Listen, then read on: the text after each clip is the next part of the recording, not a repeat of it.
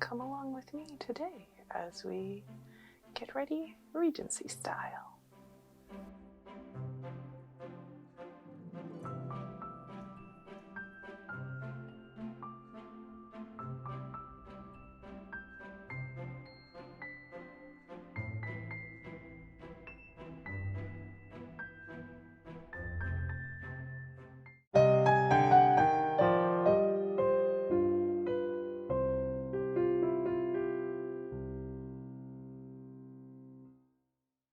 Hello everyone, I'm Abby. So today I want to do something a little different. I want to do a getting ready in Regency style hair and makeup, and then I'll also show you all the layers of my dress, the chemise, the stays, the petticoat, and the dress, and then probably shoes and socks and all that good stuff. Come along with me today as we get ready Regency style. So I'm going to be doing a Regency style makeup, but I'm not going to be using Regency makeup tools. I'm using modern tools because I do not want to have lead on my face. They wanted a natural look. It was like the no makeup look. So back then they used a white powder and some kind of like blush for the cheeks and then some kind of pomade for the lips, and they might have used white powder on the eyes, and then there was some kind of black that they used for the eyelashes, and sometimes they used it for the eyebrows as well, but they didn't overpluck or anything. So today I'm probably just gonna do a no makeup, like low makeup kind of look, nothing too over the top. That's the way we're gonna go today. I usually do some kind of cover up for blemishes. I'm just using a CoverGirl in light pale because I am light and pale. Really light and pale. Alright, so I do this thing, and then to get the shadows out from under my eyes, I will also do a little bit under my eyes as well. I'm going to blend it with my little blendy brush. There we go. That's the cover up. Not much. And then I'm going to use this Ulta Beauty in Fair to Light Warm. Imagine that. Still pretty light complexion. So this is pretty close to a white powder just because I am so light. But I'm just going to use this as my base layer. This is actually my everyday kind of makeup look. I tend to just do powder to smooth out my coloring. And I only do foundation for like costumes or like fancy date night or something. I tend to just do powder for the most part. I do it all over my face with my powder brush. So it's just a bronzer and a highlighter that I'm going to be using. So I do the bronzer first, and just do a little bit of contouring. Not much at all. That's my contour brush. And this is my little highlight brush. Highlight. And then I highlight the cheekbones with my highlighter. And a little bit of the nose, and the forehead, and a little on the chin. I go in with a blush. This is my MAC, a pretty little pink blush. This is my blush brush. I just go in, smile, and do the apples of my cheeks and a little bit back. And that's enough because they really just had a spot of blush on the apples, I've noticed, in a lot of the Regency stuff. So that is easy enough. Just to make it look like you were blushing, I guess. Alright, so next we'll go for this Morph palette. It's the Artistry palette. It's really just a very simple palette in neutral colors. I'm probably just going to use the really light ones. I'm going to go in with my shadow brush, and I'm going to take the lightest one, darker one, and go into my crease so I can have a bit of shadow in my crease.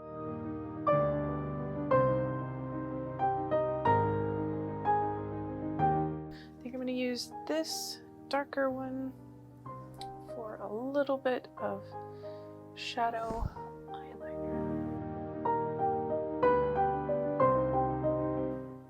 I like to do it with just a really light colored brown to just kind of pop my eyes a little bit there, so I don't look like a ghost on camera because of how light I am. It's that Irish coloring, you know. The roller lash from Benefit. And they had some kind of black that they used for their lashes, so I figure I'm probably okay putting a little mascara on.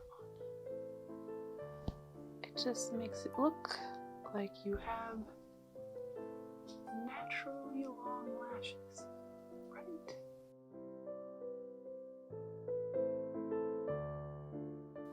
Probably not going to put anything on my eyebrows, but I'm going to brush them out with my little brush because my eyebrows are very long, so they need to stay in their lane. This is Makeup Forever in Rouge Artiste Naturel, it looks like, N9. I like this one because it gives you a bit of a darker lip without being overpowering. So that is my no makeup look. I'm starting with dry hair. Normally I let my hair air dry, but today I used a hairdryer so that I could get it dry quicker. I tend to do styles with clean hair because my hair is so thick, the dirty hair method does not work for me. So in order to get my hair to either curl or keep a wave from a braid or something, I have to do it wet to dry or with dry clean hair. And the dry clean hair method does not keep very well, so I usually just use it for smaller curls. Today we're going to do a style that doesn't have curls. We're going to do a lot of braiding. Braiding's good because my hair is really long. So I'm going to start with brushing my hair because that's always a useful step.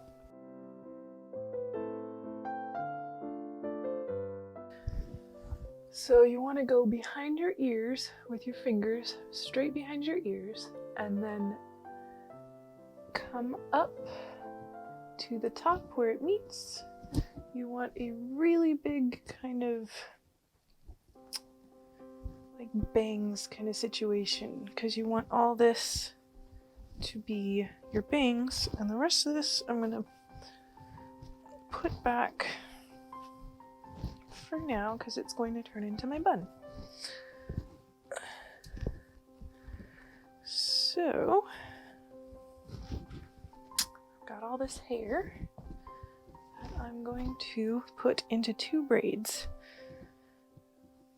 Alright, so I will brush this back, and I need to find the center part, and you could use a comb for this, but I'm going to use my fingers because this is just what I do.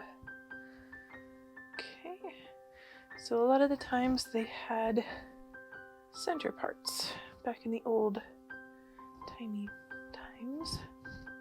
So Regency era was very center part, and my hair does not like to part in the center, but I will make it for today. Take a hairband and keep this side out of the way while I do the other side. So we've got 2 sides, and I want to braid them. So separate this section, into 3 parts. 3 equal parts if you get them. And I'm going to start, let's see, there's more equal. I'm going to start with the front one and just kind of loosely kind of train it toward the back a little bit. And it's a bit of a tight braid, but you don't want the very front to be tight yet, so you do it a tiny bit loose and then start with the tight braid. And because I have a lot of hair, it's going to take a while to get to the bottom.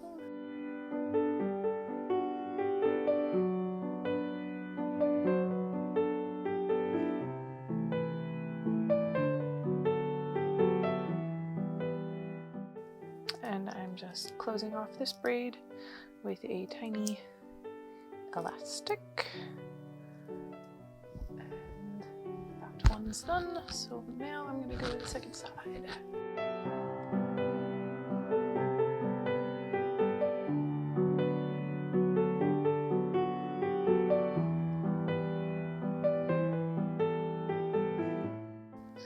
This is an easy way if you have long hair to do Regency styles, because it's not always easy to do the ringlets that everybody does.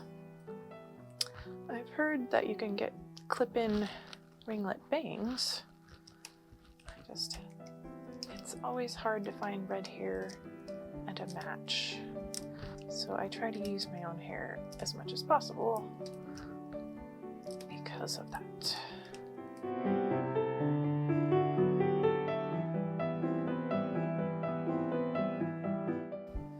So I'm going to brush this out.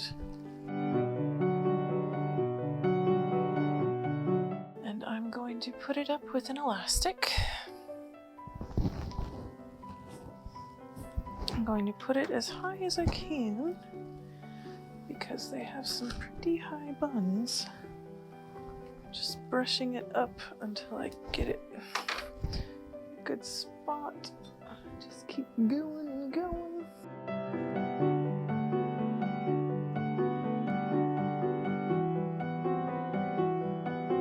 So I'm going to bun up part of this, but I'm going to braid up the other part. And we're going to wrap it around our bun. So we're going to section this and do a loose braid.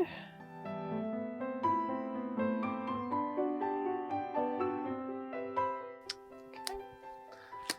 So now I have 3 random braids, which is completely fine because we're going to be putting them all up into that bun.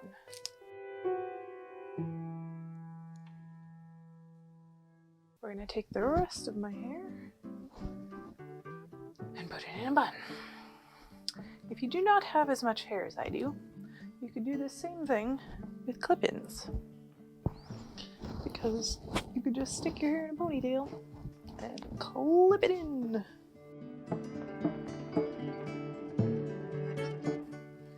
Then I'm going to be using bobby pins. I'm putting a lot at the base of the bun to hold it in place.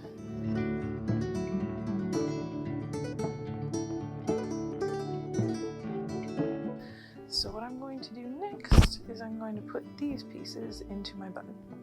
So we'll start here.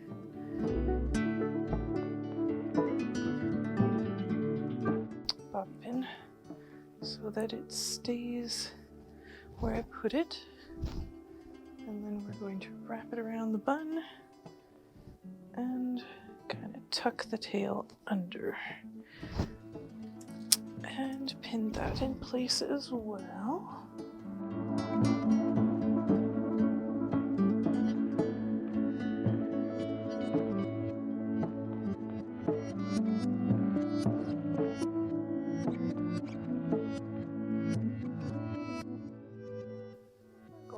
Wrap this final one around my bun. Around and around, and then tuck that tail under.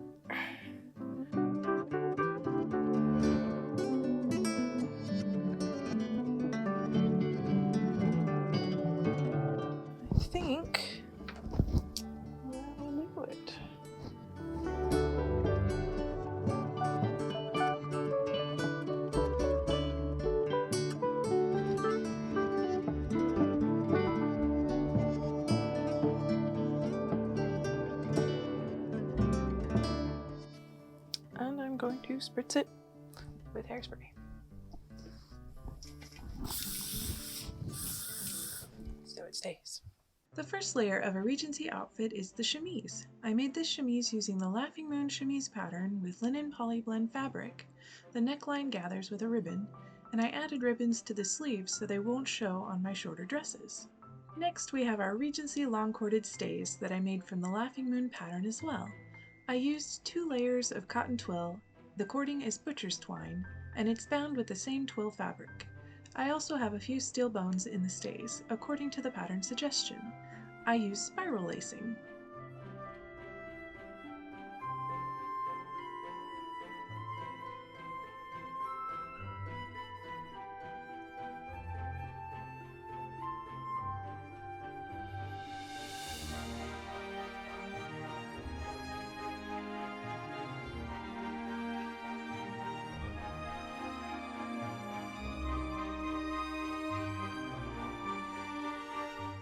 This period I don't have to remember to put on my shoes and socks first, thankfully.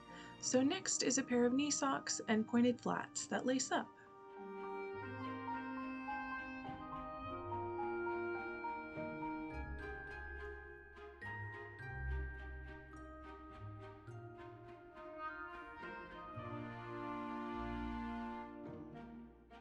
The bodiced petticoat is next.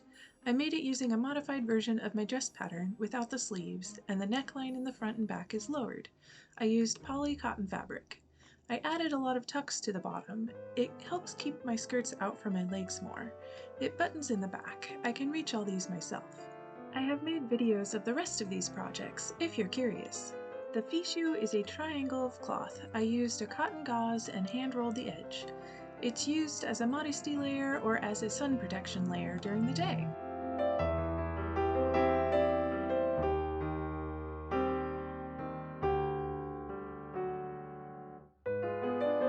My cotton long sleeve Regency dress is made from quilting weight floral cotton. It has detachable long sleeves to make it a short sleeve dress for the summer. It buttons up the back. This time I can't do it myself. I had my husband button me off camera.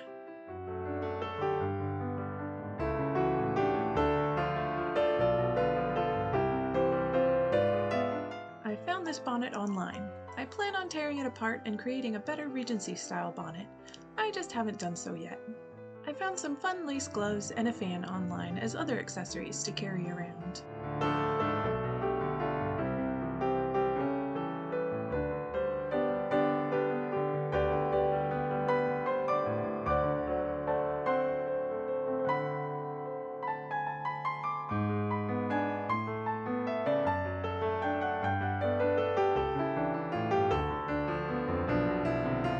My green velvet Spencer is great for an outer layer. It buttons up the front with fabric-covered buttons.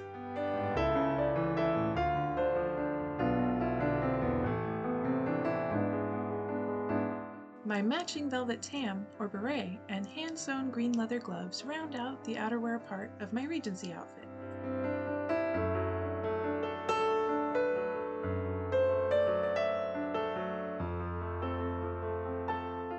I found a green parasol online as well.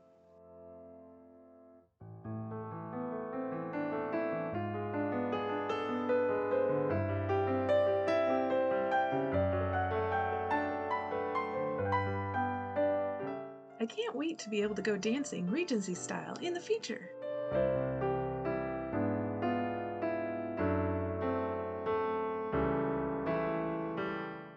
I'm feeling very much like a Regency lady today. I even have my Longfellow poems book. I think it was actually printed pretty long ago, probably more Edwardian era, but it makes me look all fancy with my old book to walk around with. Walk around with an old book, reading. Feeling very Lizzie from Pride and Prejudice. Even though I made a dress very similar to her sister, Lydia, I don't feel like Lydia. Lydia was too young and too crazy. I am not young and crazy. I think she was like 15 or something. I'm not sure. Silly people and getting married young. I hope you had fun watching me get dressed in my Regency outfit. Hopefully seeing all the layers really helps people see what goes into these outfits. So the corded corset is actually very comfortable. A lot more comfortable than I thought when I first made it. You can sit down, you can slouch, you can lounge. You probably could go running and all that, I just haven't yet because with the pandemic, I really haven't had any outings. If you liked this video and want to see more, be sure to subscribe. If you have any questions or comments, let me know below. Happy sewing! Oh, hello, hello, hello. Oh, you want up here too? Okay, come here. Wait, Beanie. Oh, there we go. There we go. We got both the girls. They got a sniff. They got a look. Yes, there's the good girls.